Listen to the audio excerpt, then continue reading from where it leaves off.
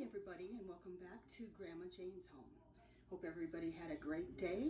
I've decided to make some special K-bars because I've got some people I want to give treats to tomorrow, and it's just sounds like yummy, you know. So anyway, I've got a stick of butter I've already melted in a pan, and to that I'm going to add a cup of white corn syrup,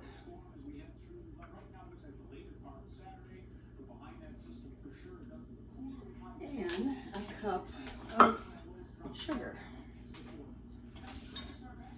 You just want to incorporate it, mix it all up real good so it's all together in there, as you can see. And then once that kind of comes to a little boil, turn that heat up a little bit more. Then we'll add a cup of peanut butter to it. I also like nuts in mine. Some people don't, but I chopped up a cup of walnuts. I love walnuts. I can eat those all the time just as a snack. And they're really healthy for you too. So get this heated up a little more, and I've already measured out 6 cups of Special K cereal. And then, if I want to get really organized, I can put some butter spray into the pan I'm going to put them into. Everything's ready to go because these don't take too long. They're so good, they're so rich. Doesn't take a very big bar to fill you up. But my kids always loved them, and I always especially made them at Christmas time, but you can make them anytime. They're heating up just a little bit more. A lot more done right now anyway. And as I get back to work, it's going to be more difficult for all of us, so this just worked out better. So anyway, I have some other different ideas too to go with.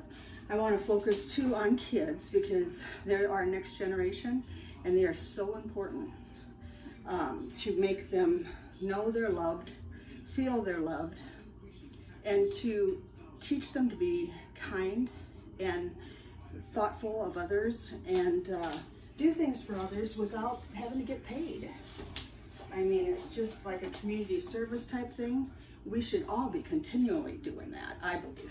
But anyway, it's very important for our next generation to have those kind of qualities, because that will make the world be a kinder place, and that's what we need. So. All right, we're getting there. It's almost bubbling. And then I'll put the peanut butter in. Got that measured out, 1 cup.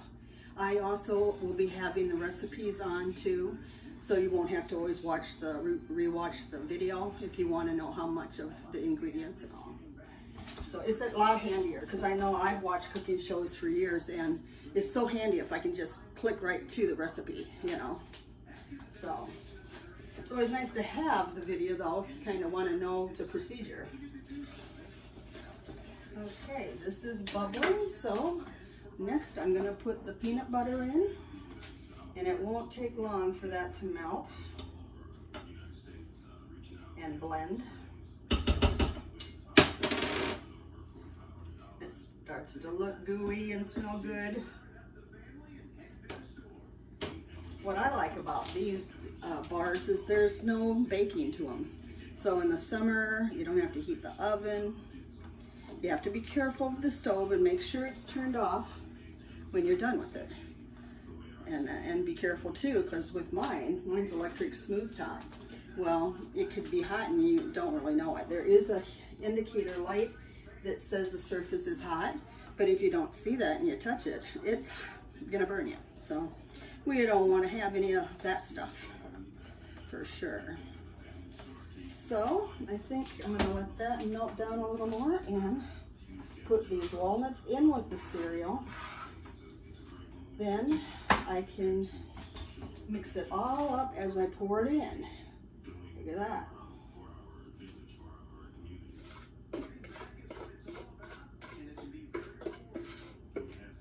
I like to put these in a pan that's a little smaller than like a 9 by 11, because I like a little thicker bar, and then if you cut them, you can get a little smaller, thicker bar, and you, I don't know, it just seems like you get more out of them. So, and then sometimes I just want a little bite. I don't want a whole lot of a bar. So that way, it's ready like that. So as soon as this is all good and incorporated, and I have to say, my grandma used to make these, and she made them with Special K treat or Special K cereal, and then she switched to Rice Krispies, and they were fine. And she always had some in the freezer. So when because she never get rid of them before, you know, they rot, so spoil or whatever. But they were usually frozen. We had to let them thaw out a little bit to eat them. But I think after making them both ways, I like the Special K cereal better. I don't know, it's more texture and more, it's just different. To me, the other cereal seems a little more blah. So, I mean, everybody can dispute that and have their own thing, but that's just what I found. So, now you take your big bowl and pour it into the smaller bowl. I need another hand here.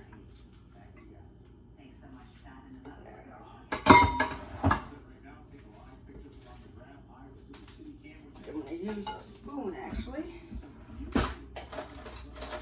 A large spoon for this. Yeah. That will help me get the cereal out. It's goopy.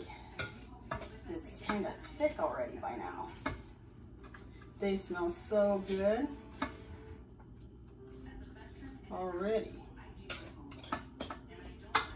I have to take my vehicle in to get serviced, and I think it needs a new alternator. So it's like, I think I'll take some of these to the guys down at the shop.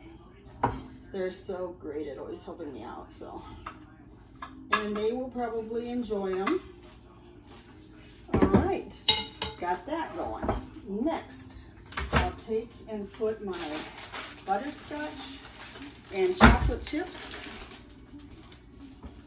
into a bowl, and I'll measure out 1 cup each. I just do the semi-sweet and the butterscotch. 1 cup of each. Put them in a big bowl there.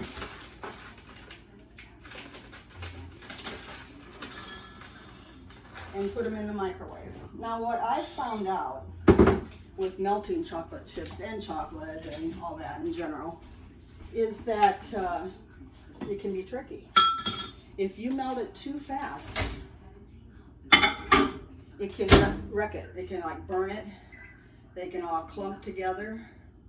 So what I'm going to do is put it on 30 seconds. I think that's what we came up with. That was about a right amount of seconds to start with.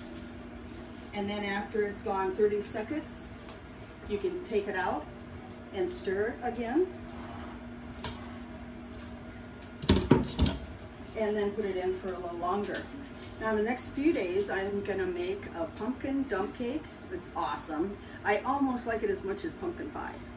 And it's just moist and delicious, and it's that time of year. Tomorrow's first day of fall.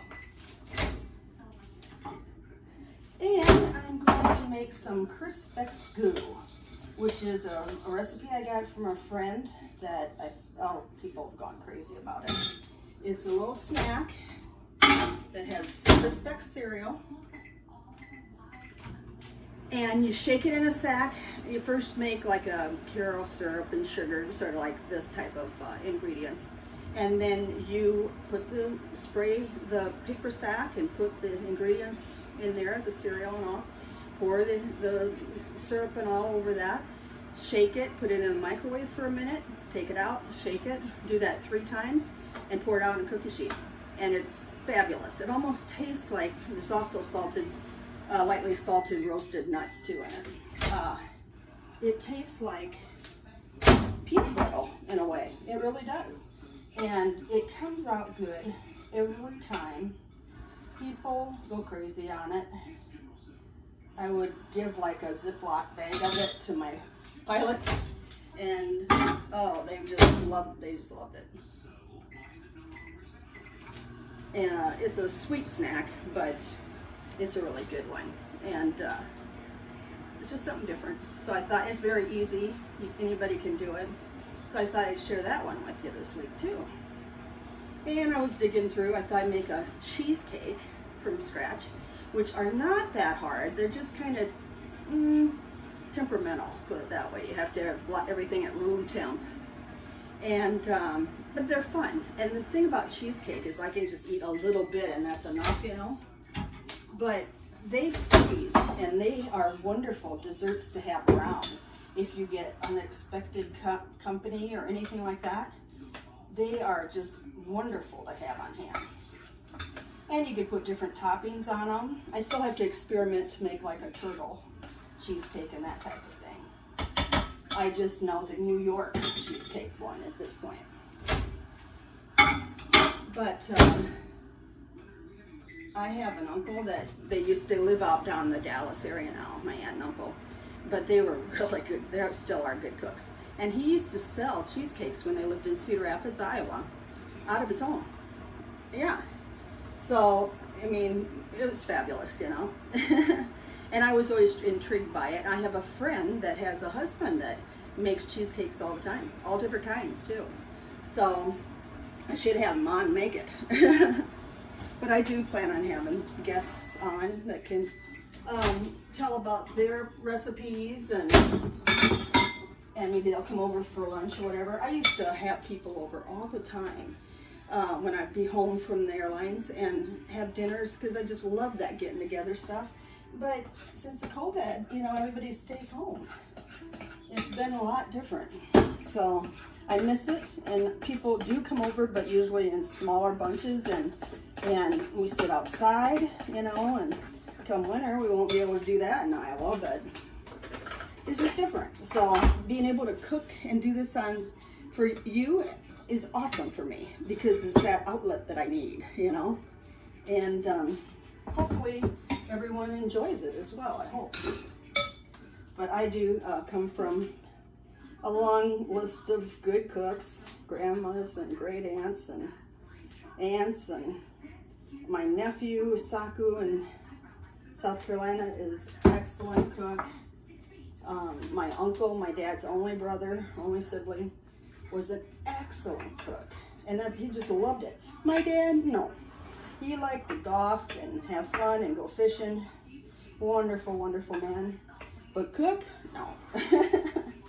I don't think he could even do the wash very good, but anyway, you know how funny it is to have siblings that are so different than you know.